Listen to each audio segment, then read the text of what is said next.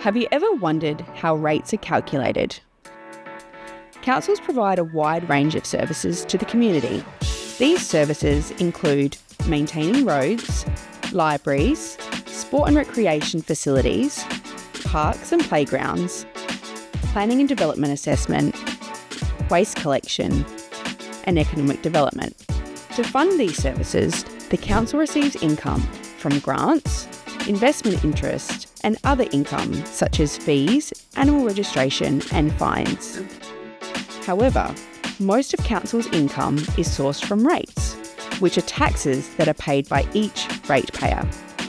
To determine the amount to be paid by each ratepayer, the council receives property values from the Valuer General, the state's independent authority on property valuations for all properties within the city.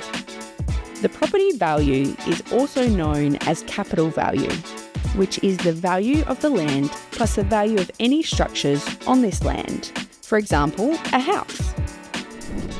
Then, the council calculates the amount required to provide the services, programs and projects to the community for the upcoming financial year. This is then divided by the capital value of all rateable properties to determine a rate in the dollar, to make sure there is enough to pay for all the required programs and services for the community. The rate in the dollar changes every year, depending on the change in the capital value of all rateable properties and the amount required to fund services for the year. Let's understand this with an example. A council needs $50 million in rates, and it has 25,000 properties. The total capital value of all properties is $20 billion. So, we take the amount of funds needed, $50 million, divided by the total capital value, $20 billion, which equals the rate in the dollar, 0.0025. With this information, we can now answer the question about how rates are calculated for each ratepayer.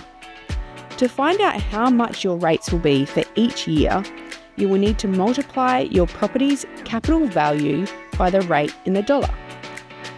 For example, if your property's capital value is $700,000, you multiply this by the rate in the dollar, 0.0025. You will get the rate for that year, which equals $1,750.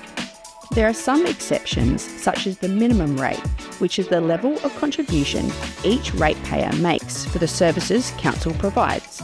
Any property with a capital value less than a certain dollar threshold will pay the minimum rate. The minimum rate changes every year.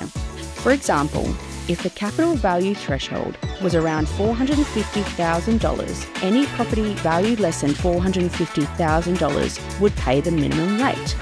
If you would like more information or to have your say on our current budget and rates consultation, please visit Connect to Campbelltown.